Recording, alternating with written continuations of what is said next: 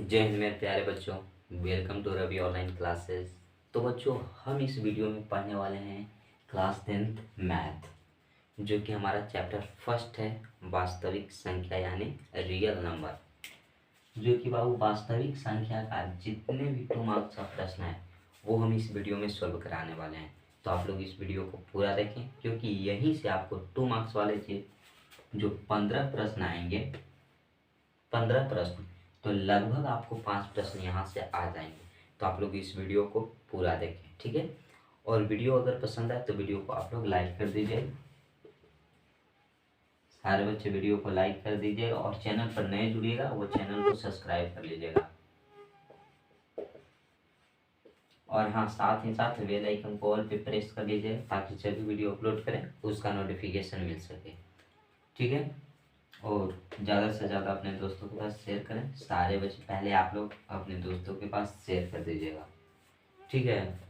और जो भी बच्चे 12th की तैयारी करते हैं उनको ऑब्जेक्टिव का शानदार क्लास दोपहर में मिलने वाला है। ऑब्जेक्टिव 12th क्लास का बाबू, हिंदी का। तो आप लोग वो वीडियो को भी देखें, 12th क्लास के बच्चे जो होंगे वो, ठीक है। या जो भी बच्चे 10th क्लास में पढ़ रहे हैं, उनके बड़े भाई जो भी हैं वो 12th क्लास में पढ़ते हैं, उनके पास आप लोग जरूर वीडियो को शेयर कीजिएगा, ताकि वो पढ़ करके हिंदी में यहाँ से 95 प्लस मार्क्स ला सकें, ठीक है। तो वीडियो को हम स्टार्ट करते हैं। ये जो हमारा रियल नंबर है क्लास 10th के लिए, तो मिटा देते हैं बाबू।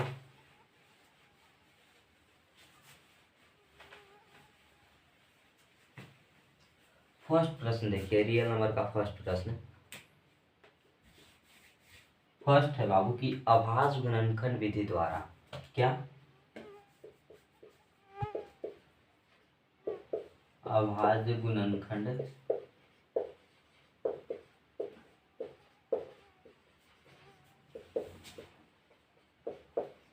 विधि द्वारा, अभाज्य गुणनखंड विधि द्वारा बाबू 510 और 92 कितना है? 510 और 92 का एलसीएम तथा एचसीएफ ज्ञात करें। क्या है बाबू? क्वेश्चन देखिए आप लोग। क्वेश्चन को अगर एक बार में समझ में ना आए तो 2 बार पढ़े, 2 बार में ना समझ में आए तो 3 बार पढ़े। जितना बार क्वेश्चन को पढ़िएगा समझ में उतना ही ज़्यादा आएगा, ठीक है। तो क्वेश्चन है कि अभाज्य गुणनखंड विधि द्वारा, 510 यानी 510 और 92 यानी कि 92 का एलसीएम यानी लसा इस तरीके से दिया रहेगा, लसा, और एचसीएफ यानी मसा। तो आपको लसा और मसा ज्ञात करना है अभाज्य गुणनखंड विधि द्वारा। तो पहले क्या करना है, 510 है तो यहाँ पे लिखेंगे 510।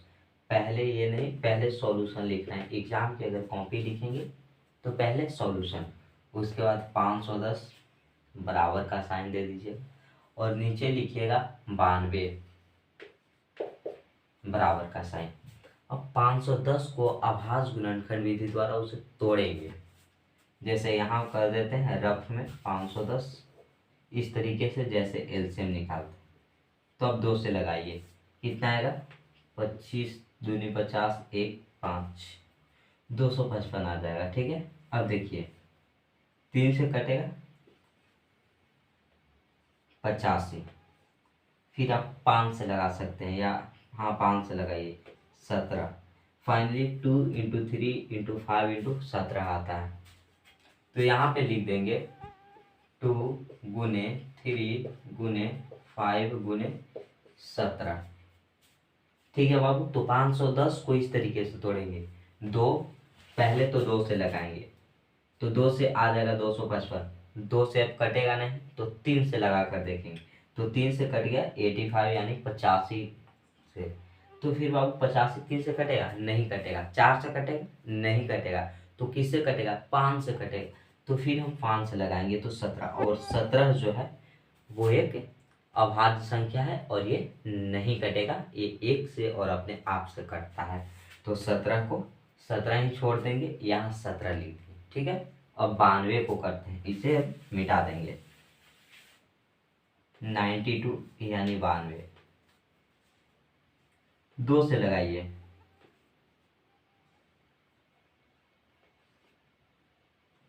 46 से कट जाएगा। 92 बाबू 46 से कट जाएगा। अब 2 से लगाइए, 23 दूनी 46 होता है।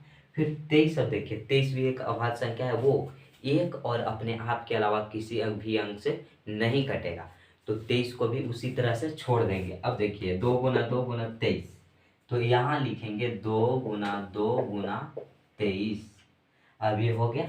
तो अभी से क्या करेंगे बाबू, देखो 92 को 2 से पहले लगाए तो 46 आया, 2 को फिर 46 से लगाए तो 23 आ गया, और 23 नहीं कटेगा।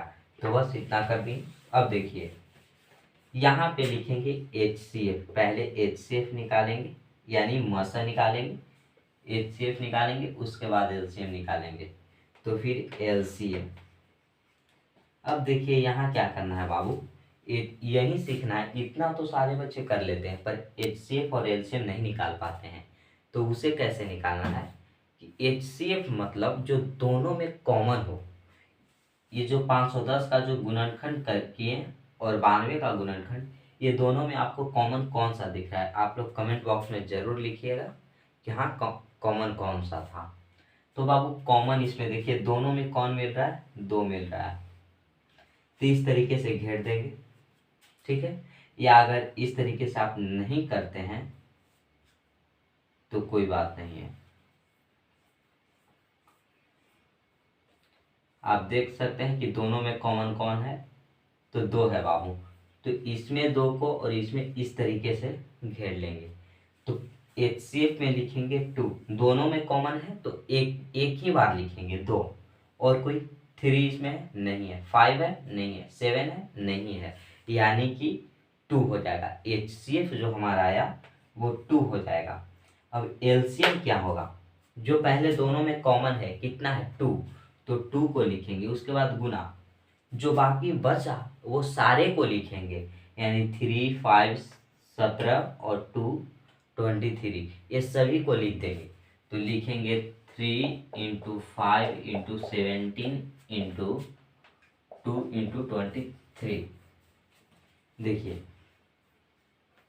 ये इतना आ गया, कितना, पहले तो दोनों में जो कॉमन है, तो 2 हमारा दोनों में कॉमन है 2 2, तो पहले 2 करेंगे, उसके बाद 3 जो कि नहीं कॉमन है तो 3 को गुना करेंगे, उसके बाद 5 को, उसके बाद 17 को, उसके बाद 2 को, उसके बाद 23 को, और इस सभी को गुना कर देंगे।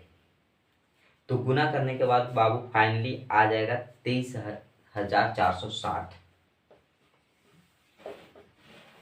आप लोग गुना कर लीजिएगा और HCF हमारा 2 आ जाएगा। कितना आ जाएगा, ये हमारा आंसर और ये आंसर। तो ये बाबू 2 मार्क्स के प्रश्न है, एग्जाम में आते हैं ये प्रश्न, ये कई बार पूछे गए प्रश्न है। अगर ऐसा नहीं रहेगा तो बस डाटा चेंज रहेगा, 510 के स्थान पे कुछ और भी रहेगा और 92 के स्थान पर कुछ और रहेगा। तो आप लोग इसका स्क्रीनशॉट ले लीजिए, सारे बच्चे स्क्रीनशॉट ले लेंगे।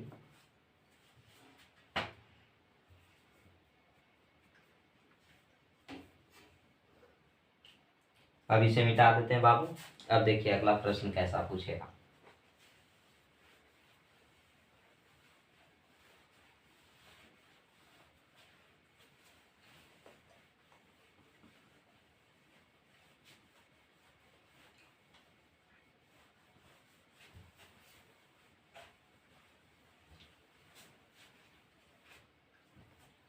अगला प्रश्न है बाबू सेकेंड, 156 को अभाज्य गुणनखंड के गुणनफल के रूप में लिखें।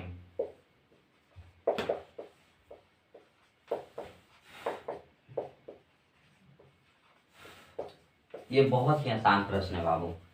कह रहा है कि 156 को अभाज्य गुणनखंड के गुणनफल के रूप में लिखें। तो क्या करना है कि 156 को जिस तरीके से आप LCM निकालते हैं, जैसे कि हमने 510 का गुणनखंड किया था, उसी तरीके से 156 को करेंगे। तो इस तरीके से हम एक लाइन खींचेंगे और यहाँ पे लिखेंगे 156। अब इसे 2 से पहले लगाएंगे, 2 से, तो 2 से 7 दूनी 14, 1 8, 78 से कट जाएगा। फिर 2 से लगाएंगे 3 9, 39 से कटेगा। अब बाबू 2 से नहीं कटेगा तो 3 से लगाएंगे, तो 13 या 39, और 13 एक अभाज्य संख्या है और ये 1 से और अपने आप से कटता है तो ये नहीं कटेगा। अब क्या कर रहा है कि गुणनफल के रूप में ये अगर कहता है कि अभाज्य गुणनखंड निकालें, तो ये बस इतना हो गया। गुणनफल के रूप में तो बस क्या करना है कि 2 × 2 की क्या है, 2 × 2 × 3 × 13, यानी कि 2 × 2 × 3 × 13। तो इसको ये लिख दिए। अब क्या करना है इसके आगे, ये 2 कितना है, 2 बार, तो 2 का स्क्वायर लिखेंगे गुना 3 × 13। यही बाबू गुणनफल के रूप में हो गया, ये आंसर हो गया। और देखिए ऑब्जेक्टिव में कैसे प्रश्न पूछते हैं, जब सब्जेक्टिव कंप्लीट हो जाएगा ऑब्जेक्टिव बाबू स्वतः आ जाएगा आपके पास, ठीक है। अब देखिए ऑब्जेक्टिव में पूछेगा कि 156 के अभाज्य गुणनखंड के गुणनफल के रूप में लिखने के बाद घात कितना आएगा। घात यानी कि पावर जो होता है तो कितना आ जाएगा बाबू, 2 के पावर 2, 2 के पावर 2, यानी कि घात अगर पूछें घात कितना होगा, तो घात 2 होगा, ठीक है। तो आप लोग इसे लिख लीजिए या स्क्रीनशॉट ले लीजिए। अगला प्रश्न देखते हैं क्या है।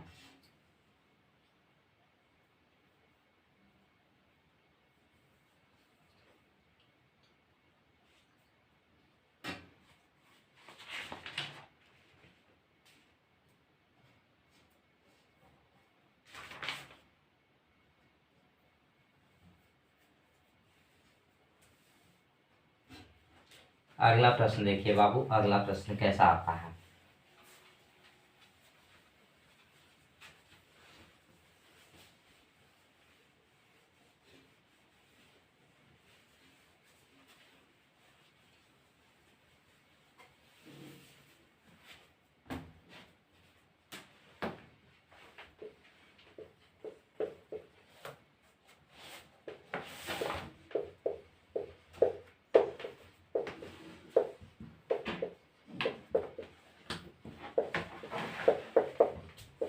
ये बाबू ऑब्जेक्टिव का प्रश्न है कि 6/15 यानी 6/15 जो है वो शांत है या अशांत, शांत आवृत्ति है या अशांत आवृत्ति है।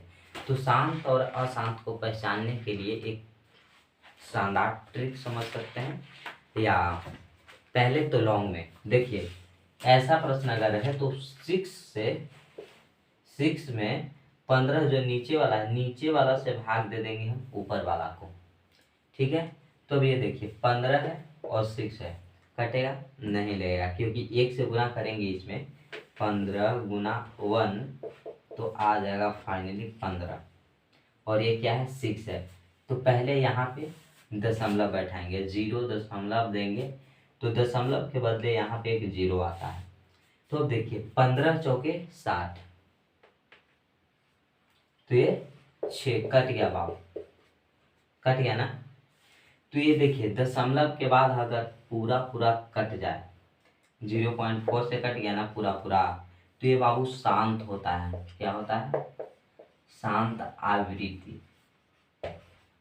अगर दशमलव के बाद पूरा पूरा नहीं कटता, जैसे देखिए 1/3, 1/3 को चेक करेंगे तो 3 से अगर एलसीएम भाग देंगे आप 1 में तो 0 पॉइंट देंगे यहाँ पे दशमलव, तो यहाँ 0, 3 से लगाएंगे तो 9, 1 फिर से आ गया, फिर 0 फिर 3, तो 9 1 फिर 0, यानी जितना बार देते रहेंगे ये चलते जाएगा,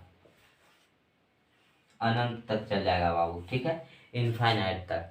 तो ये क्या हो गया ना, ये हो जाता है अशांत आवृत्ति, जो कि दशमलव के बाद ना कटे, पूरा पूरा ना कटे, वो चलता जाए यानी अनंत तक, इनफाइनाइट तक अगर चल जाए तो वो हो जाता है अशांत आवृत्ति। यहाँ पे लिख देंगे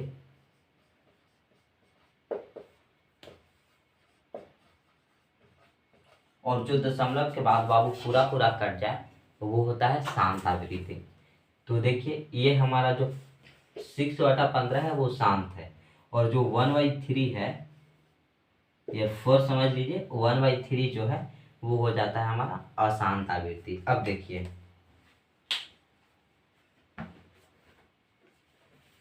अगला प्रश्न आप लोग देखिएगा।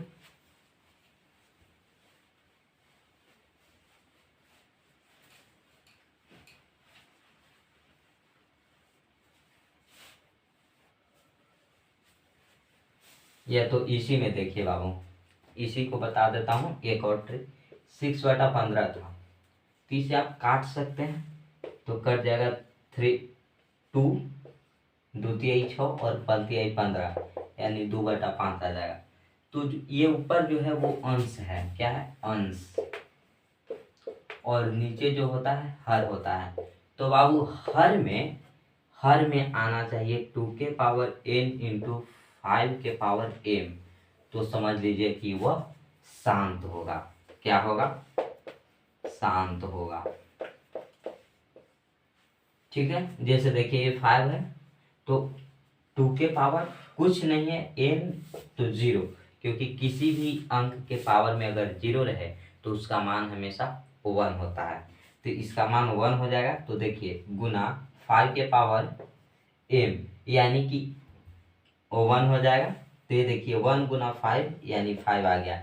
यह बाबू शांत होगा। अगर इसी तरीके से रहे, कितनों भी ले लेते हैं, देखिए यहाँ पे ले लेता हूँ 4/100, ठीक है। अगर इसे नहीं काटेंगे तभी देखिए 100 को गुणनखंड कीजिए आप, भाग नहीं देना, पहले गुणनखंड कीजिए 2 से 50, 2 से 25, फिर 5 से 5 हो जाएगा। तो ये आ गया 2 इंटू 2 इंटू 5 इंटू 5, यानी 2 के पावर 2 गुना 5 के पावर 2। तो देखिए 2 के पावर और 5 के पावर आ गया, यानी कि यह शांत होगा। तो लिखेंगे यह शांत है, ठीक है। और ऐसे भी देख सकते हैं, 25 से कट जाएगा तो 1/25 आ जाएगा। आप भाग दे सकते हैं, यहाँ पे 1 में 25 से भाग दीजिए, 0 तो 1 0, फिर यहाँ 0 तो यहाँ 25 चौके 100, यानी कट गया, दशमलव के बाद पूरा पूरा कट गया, तो यह शांत होगा। तो आप शांत और अशांत को इस तरीके से आप चेक कर सकते हैं। अगला प्रश्न देखेंगे। अब आप लोगों को समझ में आया कि नहीं आया, आप लोग जरूर कमेंट कीजिएगा बाबू।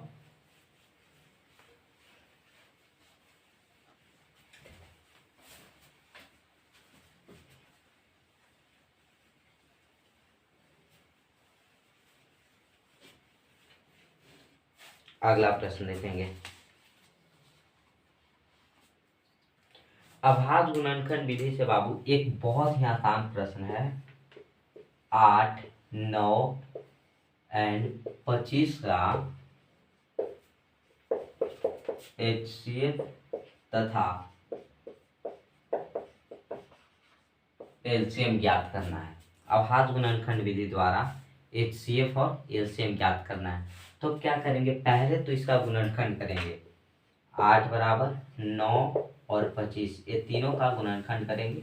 तो देखिए 8 को करेंगे तो 2 से आ जाएगा हमारा 4, फिर 2 से 2, अब कटेगा नहीं कटेगा। तो इसी तरीके से लिख देंगे 2 गुने 2 गुने 2। अब 9 को करेंगे बाबू तो 3 से 3, यानी 3 गुने 3। अब 25 को कर देंगे 5 से 25, तो इसे लिखेंगे 5 गुने 5।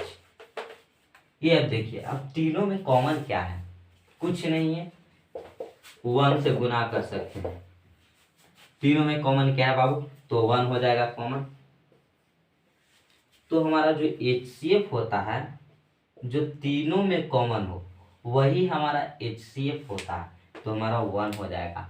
और LCM जो होता है वो कॉमन जो होता है वो, और नहीं होता है उसका भी गुना, तो 2 गुना 2 गुना 2 गुना 3 गुना 3 गुना 5 गुना 5, तो ये बाबू 1800 आ जाएगा। आप देख सकते हैं, 25, 25 दूनी 50, दूनी 100, दूनी 200, या 300, आती है 9। क्या हो जाएगा, 25, 25 दूनी 50, दूनी 100, दूनी 200, 200 किया 600, और 600 किया 1800 आ गया। ठीक है, तो यही हमारा एलसीएम आता है। तो उम्मीद करेंगे कि आप लोग एलसीएम और एचसीएफ निकालना सीख गए होंगे। ठीक है, तो हमारा असली मकसद था बाबू कि आप लोगों को एचसीएफ और एलसीएम निकालना सिखा दें, क्योंकि यहाँ से आपको 2 मार्क्स वाले प्रश्न जरूर आते हैं, हर एक बार पूछे गए हैं। आप लोग क्वेश्चन बैंक को निकालिए और उसे आराम से सारे सब्जेक्टिव प्रश्नों को बनाइए, क्योंकि इस बार दुगना प्रश्न फिर से आने वाले हैं। तो आपको 30 प्रश्न पूछे जाएंगे, जिसमें 15 प्रश्न को बनाना रहेगा। तो आप लोग क्वेश्चन बैंक लिए होंगे, गोल्डन का, ब्रिलियंट का, किसी भी प्रकाशन का आप लोग लिए होंगे। तो उसमें सेट वाइज सेट दिया हुआ रहेगा, 2009, 2010, 2023 तक के। ठीक है, तो आप लोग निकाल करके उसे बनाइए कि हमसे बन पाता है या नहीं। अगर नहीं बन पाता है, उस टॉपिक को आप लोग कमेंट बॉक्स में जरूर लिखें, उसका बहुत ही शानदार ट्रिक और अच्छे से समझाने के प्रयास कर करके आपको के बीच हम उस वीडियो को लाएंगे। ठीक है, तो आप लोग वीडियो को लाइक करें, और चैनल पर नए हैं वो चैनल को सब्सक्राइब कर लीजिएगा, और अपने दोस्तों तक बाबू शेयर कीजिए, और अपने बड़े भाई के पास जरूर बोल दीजिएगा हिंदी का क्लास होगा बाबू ऑब्जेक्टिव का, तो उन्हें देखने के लिए बोलिएगा। ठीक है, तो फिर मिलते हैं अगले वीडियो में। आज के लिए बस इतना ही। जय हिंद मेरे प्यारे बच्चों।